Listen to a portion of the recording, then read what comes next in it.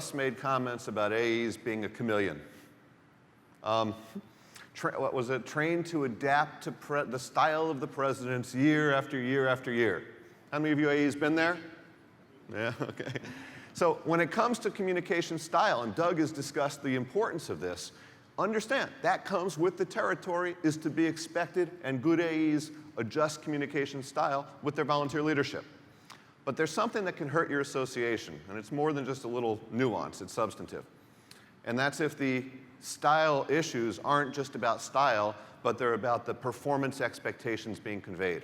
Now, many of the AEs here today, those who've been around have told me that they've experienced that not just style issues, but that their job descriptions change dramatically year after year after year based on the whims or perspectives or initiatives or personality of the new president.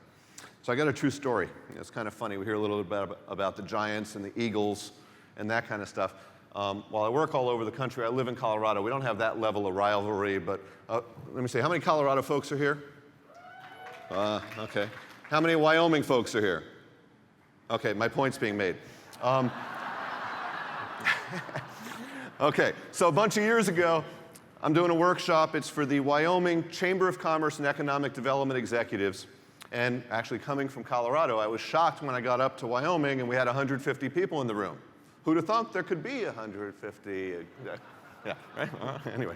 So at any rate, what I did was in the midst of the workshop I was doing, I suggested that the job description of a CEO or an AE, when it comes to accountability, ought to be really concise. And it was a little bit, well, about 150 people. So there was a woman at the back of the room, which there was probably about 12 rows back, and she says, you know, very interactive, and she says, well, I already have a 2-bullet-point job description. And I'm like, really? Pray tell, you know? And she goes, yeah, I know exactly the 2 things I've got to do every year in order to have job security. And I'm like, wow, please tell us.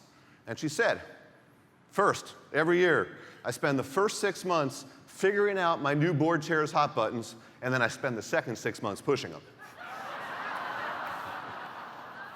That'll work. It's kind of funny, but it's really not.